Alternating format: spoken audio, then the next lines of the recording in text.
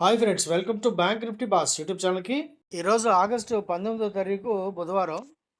Market ఈరోజు expected guide లైన్స్తోనే open అయినా కూడా మార్కెట్లో పెద్ద మొమెంటం అయితే లేదు. మార్కెట్ 24,000, ముఖ్యంగా నిఫ్టీ 24,100 అయితే బ్రేక్ చేసింది. సపోర్ట్ 24,139 పర్ఫెక్ట్గా ఉండాలి. ఈరోజు అది కూడా బ్రేక్ చేసింది కాబట్టి మార్కెట్లో ఇప్పుడు ఆల్మోస్ట్ ఆల్ బాటంకి అయితే వచ్చింది. ఇక్కడ నుండి ఏమన్నా సపోర్ట్ వస్తుందేమో, రేపు మంచి రికవరీ వస్తుందో చూద్దాం. రేపు పైగా మార్కెట్‌లో మనకి సెన్సెక్స్‌లో వీక్లీ ఎక్స్‌పైరీ కూడా ఉంది కదా!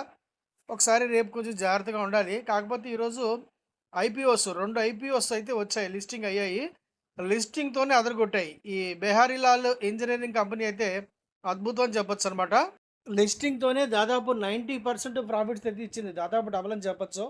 అలాగే ఇంకొకటి కూడా లిస్ట్ అయింది కదా ఈరోజు, షిప్ రాకెట్. ఇది ఈ కామర్స్ స్టాక్ అనమాట.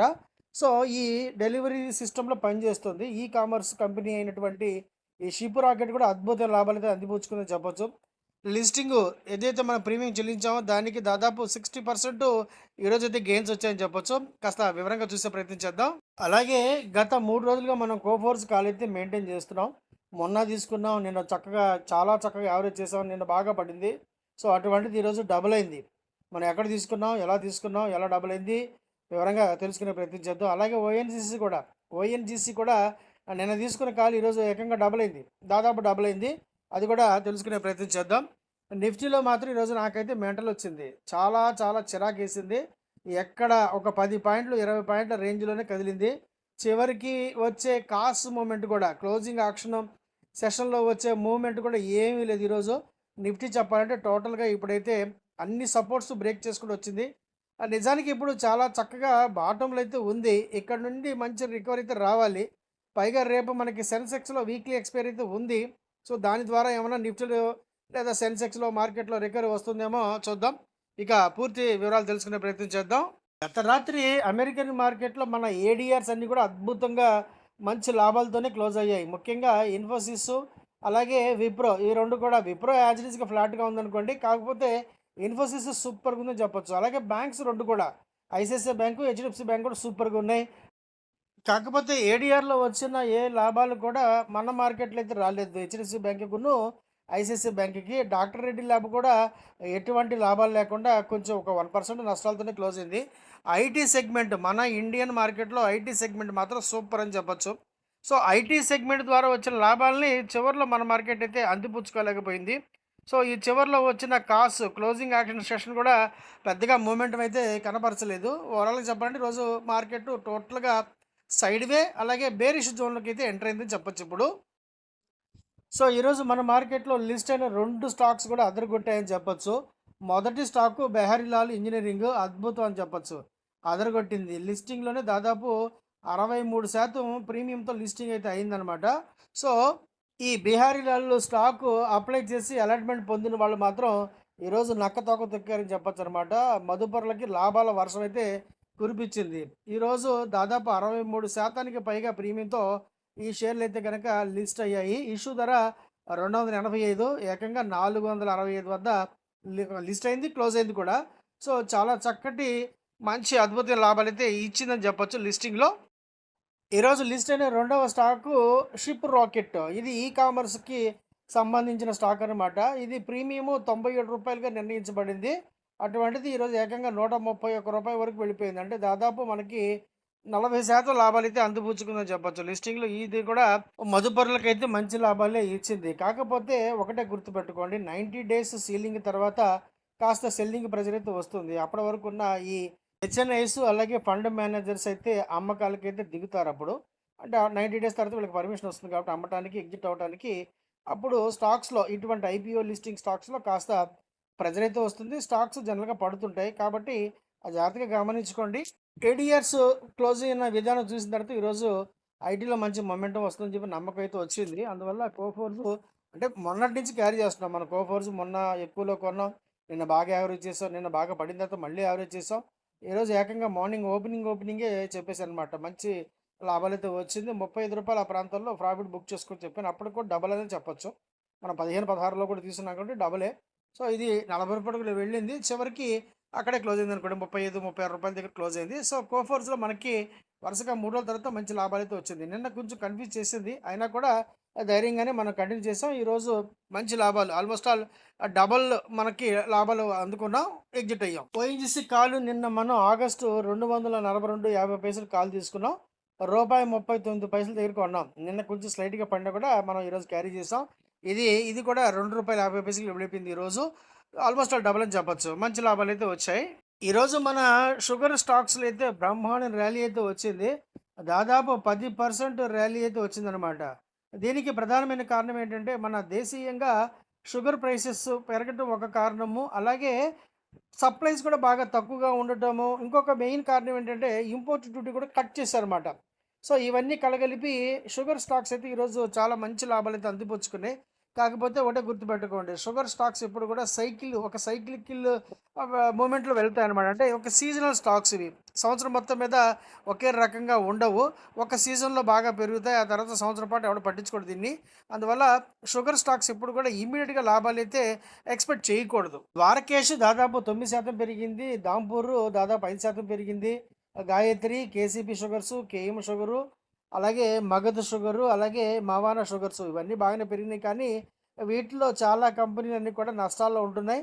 అలాగే పెద్దగా మార్జిన్స్ కూడా లేదు వీటికి. అందువల్ల షుగర్ స్టాక్స్‌లో మీరు పెట్టుబడి పెట్టే ముందు ఒకటికి 10 సార్లు ఆలోచించుకొని బాగా మంచి గ్రోత్ ఓరియెంటెడ్ అలాగే తక్కువ లయబిలిటీస్, తక్కువ అప్పులున్న కంపెనీలో ఇన్వెస్ట్‌మెంట్ చేసుకోవచ్చు. ఇంతకుముందు చెప్పినట్టుగానే షుగర్ స్టాక్స్ ఎప్పుడు కూడా ప్రతిరోజు ఒకలాగే లాభాలైతే అందిపుచ్చుకోవు. కొంచెం జాగ్రత్తగా వెళ్ళాలి. ఇవన్నీ కూడా సీజనల్ స్టాక్స్ అనమాట.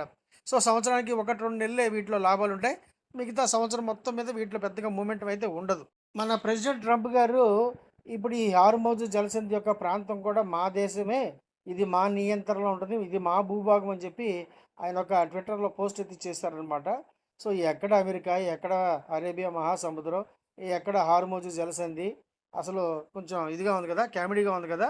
ఒరిస్సా రాష్ట్రంలో మాత్రం ఈ solar power roof top solar power యొక్క ఇన్‌స్టాలేషన్ మాత్రం ఒక ఉద్యమంలా సాగుతుందనమాట. సో, దీని ద్వారా టాటా పవర్ అయితే అద్భుతంగా లాభపడుతుందనుకోండి. కాకపోతే అక్కడ ఒడిశా గవర్నమెంట్ కూడా చాలా మంచి సబ్సిడీ ఇస్తుంది. అలాగే కేంద్ర ప్రభుత్వ సబ్సిడీ కూడా ఉంది. అందువల్ల ఒడిశాలో ఈ రూఫ్ టాప్ యొక్క సోలార్ పవర్ ఇన్‌స్టాలేషన్ మాత్రం బ్రహ్మాండంగా జరుగుతుంది. ఇందులో నంబర్ 1 లీడింగ్ కంపెనీ టాటా పవరే. అందులో ఎటువంటి సందేహం లేదు. ప్రముఖ రిటైల్ బ్రాండెడ్ షోరూమ్స్ చూసే ఉంటారుగా మీరు. జూడియో, అలాగే వెస్ట్ సైడ్ ఈ 2 కూడా టాటా గ్రూప్‌కు చెందిన కంపెనీలే. ఇప్పుడు ఈ 2 కంపెనీల యొక్క మూలధనం కలిపి 1.66 లక్షల కోట్ల రూపాయల విలువైతే వచ్చింది. ఈ 2 కలగలిపితే టాటా టీ, అలాగే టాటా సాల్ట్ ఈ రెండిటిని మించిపోయిందని చెప్పొచ్చు. సో, టాటా కన్జ్యూమర్ మీద మనం ఒక దృష్టి అయితే పెట్టుకోవచ్చు. స్విగ్గీకి సంబంధించి ఒక మంచి వార్త అయితే వచ్చింది. ఇది ఐఓసీసీతో కొలాబరేట్ అయింది కాబట్టి, ఇప్పుడు ఒక్కొక్క ఆర్డర్‌కి రూ. 4-5 లాభం అయితే పెరుగుతుంది కాబట్టి, ఇది స్విగ్గీకి సంబంధించి చాలా మంచి వార్త. అలాగే ఇంకొక వార్త ఎక్సైడ్ గురించి అయితే వచ్చింది. ఎక్సైడ్ ఇంకొక రూ. 200,00,00,000 తన కంపెనీలో ఇన్వెస్ట్‌మెంట్ అయితే చేసింది. బిజినెస్ ఎక్స్‌పాన్షన్ కోసం, అలాగే బ్యాటరీ సెగ్మెంట్ కోసం. ఇది ఎక్సైడ్ యొక్క బిజినెస్, మార్జిన్స్, రెవెన్యూ ఖచ్చితంగా పెంచుతుంది కాబట్టి చాలా మంచి వార్త. ఎక్సైడ్ కూడా మనం ఖచ్చితంగా ట్రాక్ చేసుకోవాలి. మన మార్కెట్లు వరుసగా ఏడో రోజు కూడా నష్టాల్లోనే ముగిశాయి. నిఫ్టీ ఏకంగా 24,100 మంచి సపోర్ట్ అయితే బ్రేక్ చేసింది. దాదాపు 24,048, 30 ఆ ప్రాంతాలకు కూడా వెళ్ళింది. కాకపోతే వరుసగా ఏడో రోజు కాబట్టి కాస్త ఇక్కడితో సెల్లింగ్ అమ్మకాల ఒత్తిడి అయితే తగ్గొచ్చు. ఇక్కడ నుండి టెక్నికల్‌గా అయితే మంచి రికవరీ అయితే రావాలి. కనీసం 200, 250 పాయింట్ల రికవరీ అయితే రావాలి. పైగా రేపు మనకి సెన్సెక్స్‌లో వీక్లీ ఎక్స్‌పైరీ ఉంది కాబట్టి రేపేమన్నా మ్యాజిక్ జరిగే అవకాశం అయితే ఉంది. కాకపోతే ఈరోజు మార్కెట్టు మంచి గ్యాప్ డౌను అది ఎక్స్‌పెక్ట్ చేసాం. మనం పుట్టు తీసుకున్నాం. పెద్దగా లాభాలు రాలేదు. అలాగే కాల్ తీసుకున్నాం. అస్సలు లాభాలు రాలేదు. అంటే పెద్దగా నష్టాలు కూడా లేవనుకోండి. 5 పాయింట్లు, 10 పాయింట్లు, మహా అయితే 15 పాయింట్లు. ఇంతే చిన్న చిన్న స్టాప్ లాస్ పెట్టుకొని ఈరోజు మొత్తం అలాగే చేశాం గానీ, ఎక్కడ మంచి లాభాలైతే రాలేదు. చివరిలో కాల్ సైడ్ వస్తుంది అని చెప్పి ఎక్స్‌పెక్ట్ చేశాను. పుట్టు తీసుకొనున్నాం. పుట్టులో కూడా ఏమి రాలేదు. కాలు రాలేదు. టోటల్‌గా చెప్పాలంటే ఈ మధ్య సెబీ ప్రవేశపెట్టిన క్లోజింగ్ యాక్షన్ సెషన్ కూడా పెద్దగా వర్కౌట్ అవ్వట్లేదు. దానివల్ల పెద్దగా లాభం అయితే లేదు. ఓకే. దానికోసం మనం ట్రేడింగ్ చేయట్లేదు. దానికోసం వెయిట్ చేయట్లేదు. కాకపోతే ఈరోజు చివరికి సెన్సెక్స్ ఒక 320 పాయింట్ల నష్టంతో 76,909 వద్ద క్లోజ్ అయింది. నిఫ్టీ 50 కూడా 77 పాయింట్ల నష్టంతో 24,078 వద్ద క్లోజ్ అయింది. ఈరోజు బ్యాంక్ నిఫ్టీలో కాస్త రికవరీ వస్తుందేమో అని ఎక్స్పెక్ట్ చేశాను. ఎందుకంటే ఐసిఐసిఐ బ్యాంకును, హెచ్డిఎఫ్సి బ్యాంక్ యొక్క ఏడిఎస్ చాలా చక్కగా క్లోజ్ అయ్యాయి. కానీ మన మార్కెట్‌లో అది ఏమాత్రం రిఫ్లెక్ట్ అవ్వలేదు. అది చెప్పాలంటే 2 బ్యాంకులు రోజు మొత్తం మీద నష్టాల్లోనే ఉన్నాయి. అందువల్ల నిఫ్టీ బ్యాంకు 23 పాయింట్ల నష్టంతో 57,239 వద్ద క్లోజ్ అయింది. అలాగే బ్యాంక్ ఎక్స్‌కి పెద్ద సపోర్ట్ కూడా లేదు. ఈరోజు మన బజాజ్ బ్రదర్స్ నుంచి కూడా పెద్ద సపోర్ట్ రాలేదు. అందువల్ల బ్యాంక్ ఎక్స్ కూడా ఒక 91 పాయింట్ల నష్టంతో 64,794 వద్ద క్లోజ్ అయింది. అలాగే మన ప్రతిరోజు 1% ప్రాఫిట్ గ్రూప్ ఉంది కదా, stock equity group, delivery group. ఇందులో డైలీ ఒక 1% లాభాలతో అయితే బ్రహ్మాండంగా వెళ్ళొచ్చు.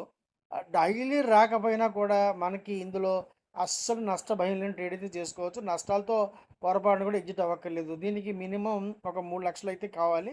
ప్రతిరోజు మనం 50,000 రూపాయల చొప్పున ఒక్కొక్క స్టాక్లో ఇన్వెస్ట్మెంట్ చేసుకుంటూ వెళ్తాం. 1-5% మన టార్గెట్. అది 1 డే సేమ్ డే రావచ్చు, ఒక 1 వీక్ పట్టొచ్చు, నో ప్రాబ్లం. ప్రో రేటా ప్రకారం మనకి చక్కగా లాభం వచ్చిన తర్వాత మనం ఎగ్జిట్ అవుతాం కాబట్టి రొటేషన్ బ్రహ్మాండంగా ఉంటుంది. నష్టం అయితే లేదు. ఆసక్తి ఉంటే సేఫ్ ట్రేడర్స్ ఇందులో చక్కగా జాయిన్ అవ్వచ్చు. రెండవ గ్రూప్ మన ఇంట్రాడే ఆప్షన్స్ గ్రూప్ అనమాట. ఇందులో మనం డైలీ ఒక నిఫ్టీ కాల్, అలాగే ఒక స్టాక్ ఆప్షన్ కాల్ అయితే చేస్తాము. ఇందులో 3 మంత్స్ మీరు ప్రాక్టికల్ ట్రైనింగ్ కూడా పొందవలసి ఉంటుంది. లైవ్లో మీరు కాల్స్ చూసి అబ్జర్వ్ చేసుకొని ప్రతి సాటర్డే, సండే మనం లైవ్ ట్రైనింగ్ సెషన్లో వాటిని క్లియర్ చేసుకుంటూ ముందుకు వెళ్తాం అనమాట. సో ట్రైనింగ్ అనేది ఖచ్చితంగా ఒక 12-14 క్లాసెస్ అయితే పడతాయి ప్రతి సాటర్డే లేదా సండే. మీకు ఎలా కన్వీనియంట్ అయితే అలా జాయిన్ అవ్వచ్చు, ప్రాబ్లం లేదు. కాకపోతే ఆప్షన్స్ ట్రేడింగ్ 100% రిస్క్ కాబట్టి మీరు కూడా ఎంతో కొంత నాలెడ్జ్ని గెయిన్ చేయాలి. ట్రైనింగ్ అయితే కంపల్సరీగా తీసుకోవాల్సి ఉంటుంది. ఓకే ఫ్రెండ్స్, ఈ వీడియో నచ్చిందా మీకు? ఈ వీడియోలో మనం లిస్టింగ్తో అదరగొట్టిన 2 స్టాక్స్ గురించి తెలుసుకునే ప్రయత్నం చేస్తాం. ఒకటి బెహారీ లాల్ ఇంజనీరింగ్, రెండవది షిప్ రాకెట్. ఈ 2 కూడా అద్భుత లాభాలు అయితే ఇన్వెస్టర్స్కి అందజేశాయి. అలాగే మనం ఒక 3 రోజులుగా మెయింటైన్ చేస్తున్న కోఫోర్స్ కాల్ అయితే ఈరోజు డబుల్ అయింది. అద్భుతం, మంచి లాభాలు అందిపుచ్చుకున్నాం. అలాగే ఓఎన్జీసీ కాల్ కూడా దాదాపు డబుల్ అయింది. దాదాపు అంటే 80% లాభాలు అయితే వచ్చినాయి మనకి 1 డేలో. నిన్న తీసుకున్నాం, ఈరోజు మంచి లాభాలతో ఎగ్జిట్ అయిపోయాం.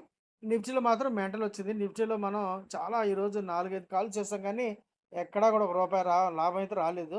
చిన్న చిన్న నష్టాలే, పెద్ద నష్టాలు కూడా లేవు అనుకోండి. 5, 10, 15 పాయింట్లు స్టాప్ లాస్ పెట్టుకుంటూ మెయింటైన్ చేసాం కానీ పెద్దగా ఎక్కడ కంఫర్ట్గా లాభాలు అయితే రాలేదు. సో ఇది సంగతి. సో రేపటి మార్కెట్ మనకి సెన్సెక్స్ ఎక్స్పైరీ ఉంది కాబట్టి మంచి రికవరీ అయితే రావచ్చు, ఎక్స్పెక్ట్ చేస్తున్నాం మనం. సో వరుసగా 7 రోజులు అంటే అయిపోయింది. ఈ టైం స్లాబ్ ఉంటుంది మార్కెట్కి. సో 7 రోజులు 9 రోజులకి మించి మార్కెట్ అయితే పడదు వరుసగా. సో రేపైతే ఖచ్చితంగా రికవరీ అయితే రావాలి. చూద్దాం ఏమవుతుందో. సో మార్కెట్ రేపటి కూడా నష్టాలు ఉంటే ఈ నెల మొత్తం మీద మనకి కొంచెం కఠినంగానే ఉండే అవకాశం అయితే ఉంది. సో ప్రెసిడెంట్ ట్రంప్ గారి నుండి కానీ లేదా ఇరాన్ నుండి కానీ పెద్దగా స్టేట్మెంట్స్ అయితే లేవు. వార్ ఆఫ్ వర్డ్స్ అయితే నడుస్తున్నాయి కానీ అంత పెద్ద మొమెంటం లేదు, అంత పెద్ద డ్యామేజింగ్ స్టేట్మెంట్ కూడా లేవు. చూద్దాం ఏమవుతుందో. వీడియో నచ్చిందా? నచ్చితే కనుక తప్పకుండా లైక్ చేయండి, షేర్ చేయండి ఫ్రెండ్. రెగ్యులర్గా మంచి కంటెంట్ పొందడం కోసం మర్చిపోకుండా మన ఈ యూట్యూబ్ ఛానల్ సబ్స్క్రైబ్ చేసుకోండి. అలాగే నోటిఫికేషన్ ఆన్లో పెట్టుకోండి. అలాగే మీకు కనుక స్టాక్ మార్కెట్ పట్ల ఎటువంటి ఆసక్తి ఉన్నా ఖచ్చితంగా నన్ను సంప్రదించండి. టెలిగ్రామ్ ఛానల్ లింక్ ద్వారా సంప్రదించి వివరాలు అయితే పొందొచ్చు ఫ్రెండ్స్. వీడియో చూసినందుకు thank you very much. Thank you friends. నేను సెబీ రిజిస్టర్డ్ కాదు. నాకున్న బ్యాంకింగ్ ఎక్స్పీరియన్స్ ఎగ్జాక్ట్గా 25 years in a public sector bank as a senior manager. అలాగే నాకున్న స్టాక్ మార్కెట్ యొక్క అనుభవం మోర్ దెన్ 35 years ఇప్పుడు. ఈ వీడియోలో మీకు అందించిన ప్రతి సమాచారం కూడా మీకు మార్కెట్ పట్ల అవగాహన కల్పించే ఉద్దేశంతో ఇచ్చినవి. అలాగే ఎడ్యుకేషన్ మరియు లెర్నింగ్ పర్పస్లో ఇచ్చే ప్రయత్నం మాత్రమే. దయచేసి దీన్ని ట్రేడింగ్ టిప్స్ లేదా రికమెండేషన్గా భావించకండి. అద్భుతమైన ట్రేడ్స్ కోసం, అద్భుతమైన నాలెడ్జ్ కోసం ఖచ్చితంగా నన్ను సంప్రదించండి. వీడియో నచ్చితే కనుక తప్పకుండా లైక్ చేయండి, షేర్ చేయండి. అలాగే మర్చిపోకుండా సబ్స్క్రైబ్ చేసుకొని నోటిఫికేషన్ ఆన్లో పెట్టుకోండి ఫ్రెండ్స్. వీడియో చూసినందుకు thank you very much. Thank you.